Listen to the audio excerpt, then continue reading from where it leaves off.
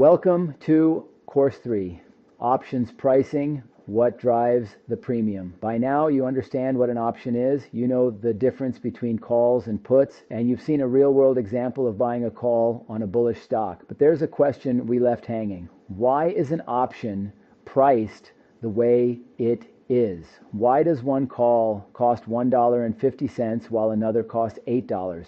Why does an option lose value even when the stock doesn't move? And why do options get so expensive right before a company reports earnings? This lesson answers all of those questions. We're going to talk about what actually drives the price, the premium of any options contract. This is arguably the most important lesson in this entire course, because if you don't understand pricing, you will lose money to forces you don't even see. Let's go. The 5 inputs that price an option. Every option's price is determined by 5 main factors. Once you understand each one, you'll be able to look at any option and understand what's driving its cost. The 5 inputs are the current stock price, the strike price, time until expiration, implied volatility, and the risk-free interest rate. Let's walk through each one. The stock price and strike price together determine whether the option is in, at, or out of the money, and therefore how much intrinsic value it has. We covered this in Course 2. A stock trading far above a call's strike price means that call has significant intrinsic value. Time until expiration is the next big one. The more time remaining on an option, the more opportunity the stock has to make a move in your favor. More time equals more potential, so more time equals higher premium. Implied volatility is the big one, and we're going to spend a lot of time on it today. Interest rates have a smaller effect on most retail options trades, though they become more meaningful for long-dated options. For the purposes of this course, we'll acknowledge interest rates are in the formula, but not dwell on them. The most important of these 5 inputs by far are time and volatility. Understanding both is the difference between a trader who consistently makes money and one who consistently wonders why their options keep losing value. Time decay. In plain English, let's talk about time first, because it's something every options buyer experiences, often painfully. Every single day, an option loses a small portion of its value simply because time has passed. This erosion is called time decay, and in the language of options, it's measured by a Greek letter called theta. But you don't need to memorize the Greek right now. Just understand the concept. Think of it like an ice cube. The moment you take it out of the freezer, it starts melting. Nothing else has to happen. No heat wave, no direct sunlight. Just the passage of time causes it to shrink. Options work the same way. Here's the part that surprises most beginners. Time decay doesn't happen at a constant rate. In the early weeks of an option's life, it melts relatively slowly, but as expiration gets closer, especially in the final 2 or 3 weeks, it accelerates dramatically. An option that loses $0.05 per day with 60 days to expiration might be losing $0.20 per day with only 10 days left. This is why many professional option sellers love to sell options with 30 to 45 days until expiration, where time decay starts really picking up speed, but there's still enough time premium to collect meaningful money. If you're buying options, this is working against you every day you hold the position. If you're selling options, this is working in your favor. Time is the seller's silent partner. Intrinsic vs. extrinsic value, real numbers. Let's revisit intrinsic and extrinsic value with actual numbers. So this really lands. Say a stock is trading at $105 and you're looking at a call option with a $100 strike price expiring in 30 days with a premium of $8. And the intrinsic value is the amount the option is already in the money. The stock is at $105 and the strike is $100. So the option is $5 in the money. Intrinsic value equals $5.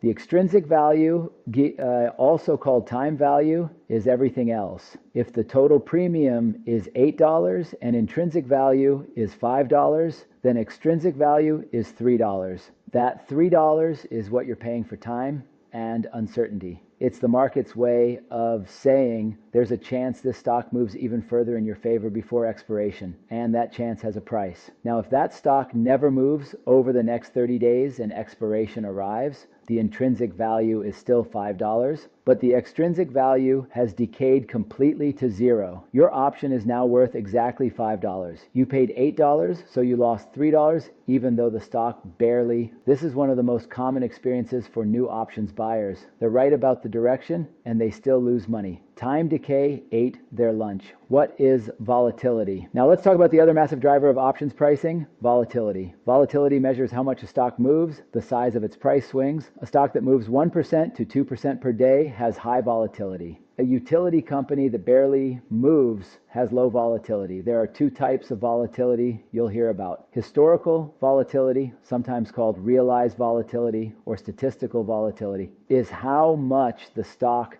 has actually moved over a past period. It's backward looking. You calculate it from actual price data. Implied volatility, or IV, is forward looking. It's the market's expectation of how much the stock is going to move in the future. It's derived from actual options prices using pricing models. Rather than being calculated from historical moves, it's backed out of the current premiums. It tells you what level of volatility the market is implying based on how much people are paying for options right now. Why does implied volatility matter for options pricing? Because the more the market expects a stock to move, the more valuable options become. If everyone expects a wild swing, buyers pay more for the chance to profit from that swing. Options premiums expand. Think of it like car insurance. If you're insuring a careful driver in a safe neighborhood, the premium is low. If you're insuring a reckless driver in a high accident area, the premium is high. Risk drives the price of insurance,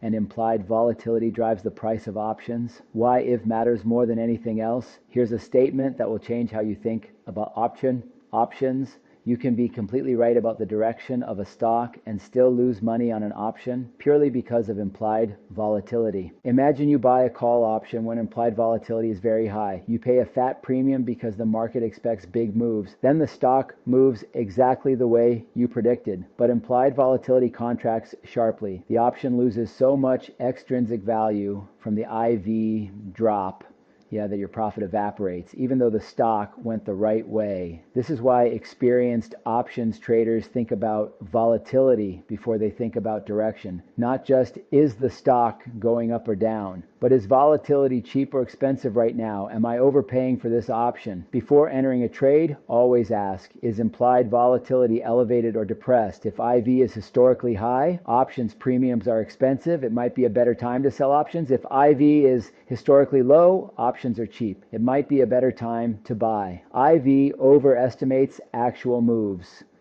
85% of the time. Here's a statistic that should make you think seriously about the seller's side of the trade. Studies consistently show that implied volatility overestimates how much a stock actually moves, roughly 85% of the time. The market tends to price in more fear and uncertainty than actually materializes. What does that mean in practice? It means that more often than not, option sellers, people who collect premium and profit from time decay and IV contraction, have a structural edge. The insurance company analogy holds. Insurance companies profit because people pay for protection that more often than not doesn't get used. This doesn't mean selling options is risk-free. Far from it. When option sellers are wrong, the losses can be severe. Managing risk is everything, but understanding that sellers have a probabilistic edge is fundamental to how professional options traders think. IV rank and IV percentile. So you know IV matters, but how do you know if IV is currently high or low for a specific stock? That's where IV rank and IV percentile come in. IV rank tells you where current implied volatility sits relative to its range over the past 52 weeks. If IV rank is 80, it means IV is higher right now than it has been 80% of the time over the past year. That's expensive. If IV rank is 10, volatility is near its yearly lows.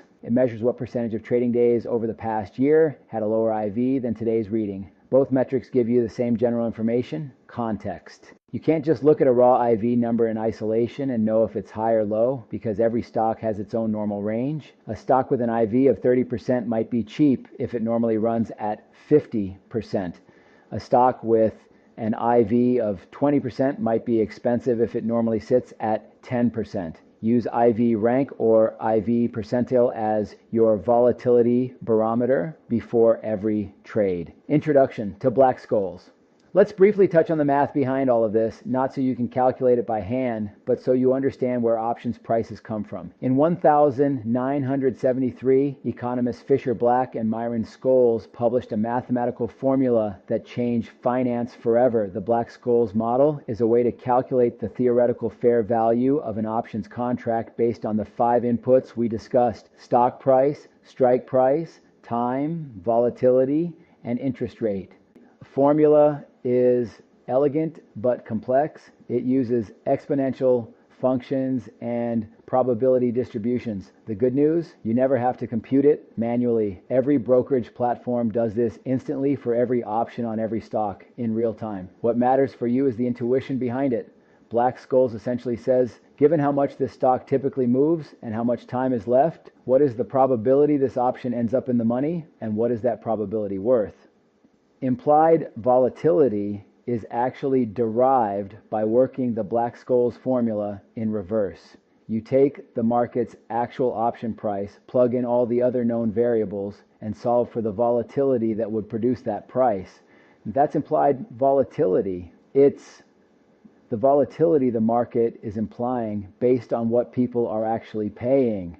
Why? Options before earnings are expensive. Now let's apply all of this to one of the most common real-world scenarios. Earnings season. 4 times a year, public companies report their quarterly earnings. These events create enormous uncertainty. Will the numbers beat expectations or miss? Will the CEO raise guidance or lower it? Nobody knows, and that uncertainty causes implied volatility to spike dramatically in the days and weeks leading up to the report. Option premiums swell. A stock that normally has an IV of 25% might have an IV of 60% or 70% just before earnings. Buyers flock to options, hoping to capture a huge post-earnings move, and because demand for options is high, sellers demand higher premiums. Options become genuinely expensive. This is called IV expansion. Volatility is expanding in anticipation of the event. The IV crush, what happens after earnings? Here's the twist, and it catches so many beginners completely off guard. The moment earnings are announced, the uncertainty is resolved. Even if the stock moves significantly, implied volatility collapses almost immediately. Within hours, IV can drop from 70% back down to 25%. This sudden contraction is called the IV crush.